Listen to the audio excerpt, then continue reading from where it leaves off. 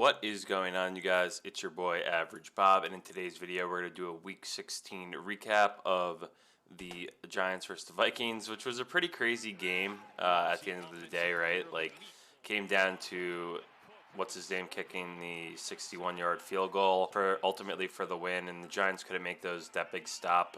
Where they going back to that final drive, they sack Kirk Cousins, and I think it's like, third and whatever, 16 or something, and they do the jailbreak screen and ultimately get that first down to set up that 61-yard field goal. So a lot, had to break for that to happen. Obviously, I think this game is completely different based on the Richie James drop on 3rd and 3.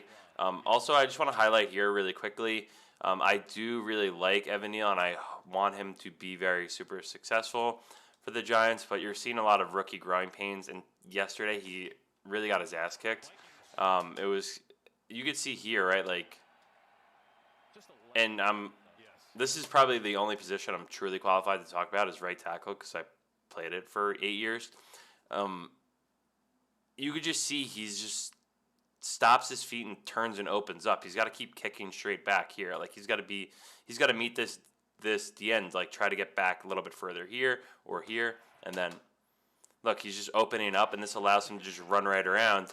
And when you're in the NFL and you have elite guys that do that quick, let me see if I could just focus on that one right there, where they just look at his base, right? The end's like base, and everything around them, all the momentum is so low, and look how much his whole head is lower than where Evan Neal's head is. So he's just easily able to just dip and rip right through, and then he does do the right thing. He does recover the fumble, because if he just stood there like, oh God, what the hell happened, and didn't get that, he'd get in a lot more trouble in film yesterday, or whenever they do film. I don't know if they did on Christmas, but speaking of which, I hope you guys all had a Merry Christmas, and too bad the Giants got one stolen by the Grinch. I think, let's talk about some good as these highlights play through. I think the good is you can see how much of a leader and strong presence in this offense Danny Dimes is, with very limited to work with besides Saquon. Obviously, you did see another emergence from Isaiah Hodgins, who was taken off the scrap pile from the Bills, having his best career game to date, which is amazing. I know everyone was so pumped about, I think it was the bye week we signed him, and everyone's like, yo, look at this guy from the Bills. Wide open Hawkinson, who was traded from the Lions. But yeah, I think, Danny Dimes took it another step forward. He made plays with his feet. Obviously, here's the thing, too. Going back to that Evan Neal, blown play, he's fitting in tight windows, but Danny Dimes is getting hit early in that first drive of the game, fumbles it. Daniel Jones 2 or 3 years ago, that would have been so deep ingrained in his head, like, I got to get the ball away quickly. Like, I'm not going to get hit and fumble again because I've already done it, So just showing how he's evolved as a player, I think, has just been, fantastic. And I think, it warrants him coming back for the future and to see what else can happen with him. That was kind of a back-breaking fumble there by the Daniel Orion. Let's just go back to it. I love these play calls, little fake play action.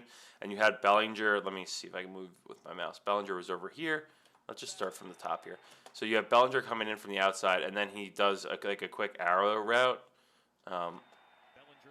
But he's part of the play action fake, right? I love that route. I hope we can come back to it. Just, 33 made a tremendous play, and sometimes defensive backs could do that, especially against younger tight ends. Andrew Thomas all pissed off. Probably said the F word. But we won't judge him for that because I probably said it on my couch too. Some more good from this game. You saw Saquon get it going again in the fourth quarter. Really making plays. 5, I think, I think he's on teams' radars now, that they know he's an asset, right? Like, he can make plays. He's going to be coming. He's going to have his ears pinned back and trying to get there. Aziz! Sucks he got hurt again, because I think he has 5 sacks in 6 games that he's played this year, which is awesome. But he's just, a very injury-laced, second year for him. So hopefully it's not too bad and he could play against the Colts, because we're going to need him for the playoffs. Again, so talking about what I just said before about Daniel Jones and taking that hit on the first drive, right, where he was strip sacked. So here we have Evan Neal again, and a quick RPO, right? But look at Evan Neal. He doesn't even move his feet from the beginning of this play. He's just literally just turned around right off the bat. I mean, I guess, no, like, this is just an RPO, so maybe, like, he was supposed to step inside and try to just knock the guy out, upfield. But, like, come on. Like, then you got Danny Dimes, who has a split second to be able to make this throw. Obviously, it's a great window, and that's just a pretty solid route by Richie James, but it could have also been due to the coverage. So, I'll talk about Richie James a little later on because I don't want to talk about the ugly just yet. We did want to highlight a lot of the good. I mean, Andrew Thomas just, again, had a great game. You don't hear much about him, and it's because he's playing so well, and that's great. I think he got sort of snubbed for the Pro Bowl. Don't be too pissed off about it, Giants fans. I think this is the beginning of something great that we could have for a very long time if all continues to go the way it's going. I mean, the guy's just a complete stud, and that's what we needed. And, hey, that's why I don't want to rag on Evan Neal too much, because Andrew Thomas, didn't mirror some of that his first, year or two. So, and what you're seeing right now is just a guy who looks like he belongs and plays really well. So, and you find Danny Dimes stepping up here for second and goal. You get the Daniel Lorian in motion. Again, Evan Neal is inviting someone upfield pretty far. This guy, what's his name? Brederson or Glowinowski, he kind of sucks too. But Danny Dimes steps up and delivers a strike, and then next thing you know, it's not 10-0 anymore, it's 10-7. Another thing I was thinking about as this game was progressing, because I think Jefferson started out the gate a little bit slow, but Dexter. What I did say, too, in my preview, I'm not sure how many people had a chance to watch that, but in the preview I said, similar to Terry McLaurin, you don't have to feel bad about betting props against guys on the other team, because we watch every single game. This was a great play and throw. But we know what guys can exploit against us. Without Xavier McKinney, without Adoree Jackson, the Giants' defense is very burnable. And when you play elite wide receivers like Terry McLaurin 2 out of 3 games, and he covers his props, you have to do the same against Justin Jefferson, and that hit pretty easily. So if you did that and bet the Giants 4.5, you won some money. So good for you. Hope you did. That's what we like to do here. We like to give winners. Anyway, back to this play. We want to highlight this play. So you're getting down to the 2-minute warning, and you're at your own 14-yard line. So you're just in a basic spread. Saquon fakes blocking for a sec. This is a great route by Hodgins and a great pass by Danny Dimes to just put it where no one else can see it. Look how friggin' jacked up Shep is right here. Look at these guys, dude. This is a play. These are plays that change games, right? And we'll talk about a play later on that changes the game for the. Actually, they might not even show it, but changes the game for the negative with the Richie James drop on 3rd down. They probably won't show it because this is a highlights package, but definitely need to talk about it. After I just complimented Andrew Thomas for so long, then he just does that. So I guess you did hear his name more than I thought. Vikings bring the pressure. Good throw by Danny Dimes right on the money, and it's right 2 yards past the first down. Slayton, I think he's been a little bit more quiet recently because I think he's drawing their best cover guys on the outside, right? So, oh my God. Oh my God. All right. Let's go back to this play. What the hell is this Helter Skelter? This looks like a rugby play. Like, what?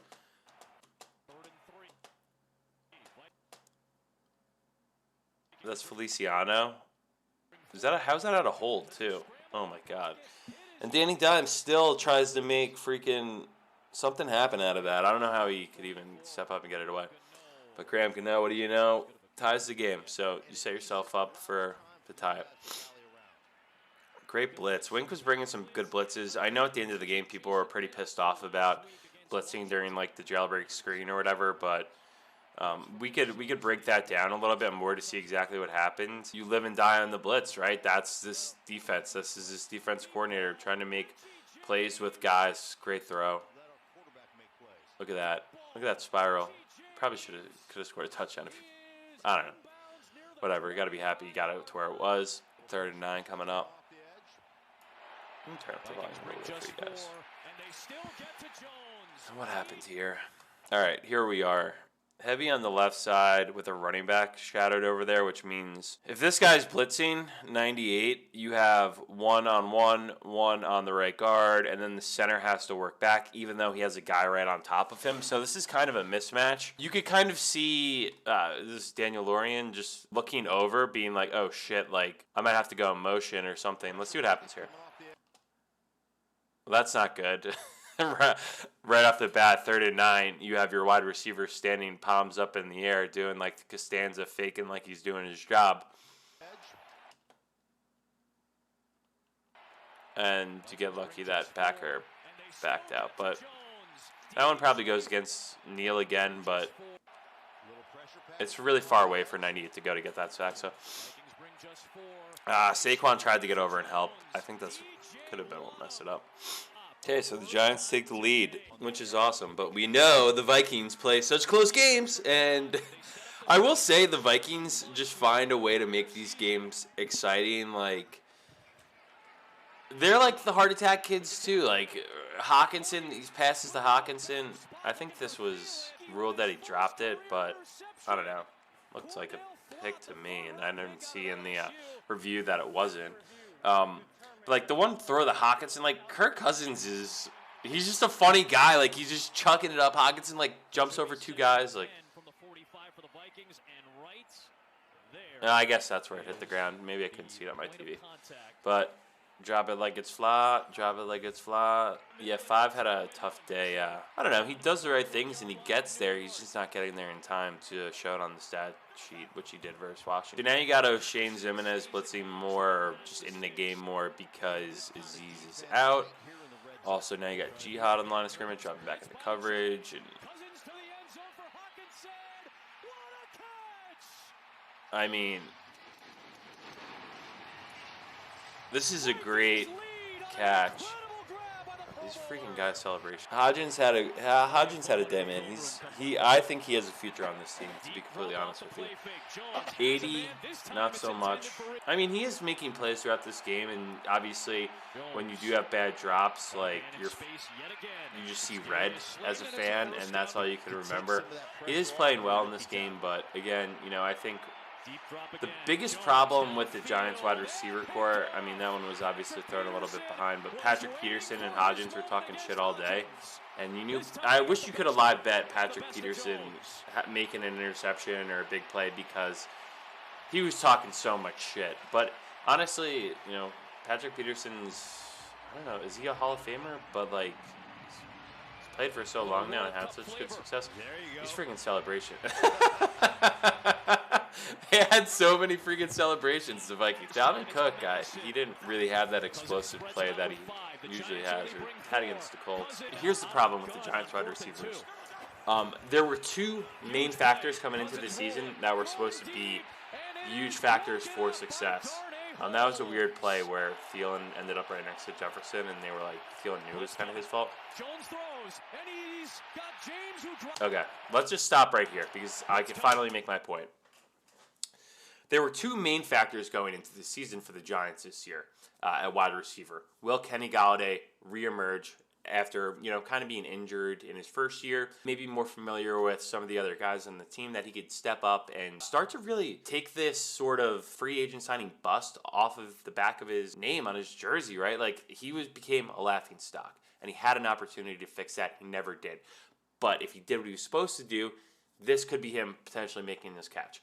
Number 2, Kadarius Toney, who you drafted, who you played pretty much one good game his entire career, and was traded away for, I don't even know what we even traded him for, but whatever. Besides the point, he was supposed to be a major factor in the assignments as well. So you had 2 out of your 3 main targets, just absolute non-factors in a season where you are having success. And this just goes to show you what 8 has done with limited options around him, and when you could actually begin to run the ball with Saquon, who's really, playing through pain. And then it all comes to a head right here on 3rd and 5 with 6.5 minutes left, where Danny Dimes puts an absolute strike as he's about to get hit, mind you not, right on the money. And my point is, there's 6.5 minutes here. You get a first down. You're on a 32-yard line going in. If you get another first down, that probably takes it to around 4-ish minutes, say if you're running the ball a little bit. So then potentially you're taking a 2017 game lead with maybe 3.5 minutes left. And obviously you got to make the Vikings go that distance. But where the cause and effects happens here, particularly, is Richie James drop, and then we stop the Vikings. They punt it all the way down to like our 10-yard line. Never mind. Gano hits it. Sorry. I had it reversed in my head. But anyway, Giants get the ball back, and then they have the block punt. Dexter. Hey, what? I'm so proud of Dexter. But another guy I'm proud of is number 54 right here. He has come through so much adversity to get to this point where he's making plays. And I feel like he's played so much. 3rd and 4, that's just a tough throw. Let's see if we could find anything. I feel like I've said this too much recently. Maybe I should start trying to get like an all-22 but whoever the safety is sees him immediately, and you're getting a pass rusher about to cross over Andrew Thomas's face, and I don't know if there's a safety above top here. And then you can't obviously hit the Daniel Lorian because this guy would make the play. So this is where Danny Dimes feels he has to go. He has a receiver right at the sticks.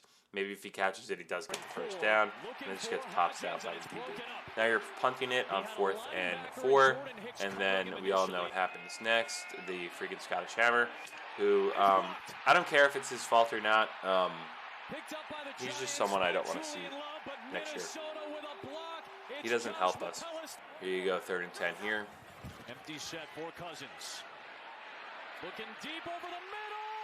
And then you get freaking Jefferson, and then he faces a hamstring injury, and these Vikings do their celebrations. But I think, the more you see of Justin Jefferson play football, like, I don't get a chance to watch him that much besides, like, Red Zone. Great play by Slayton. The thing with Justin Jefferson is he just commands so much respect, and he makes... This is a great play by Daniel Jones. Lowers his shoulder. Dude, I love this guy. He's got a pair of balls on him. Also, something I saw after the game was Daniel Jones is the first Giants quarterback to rush for 600 yards in a season. Pretty crazy.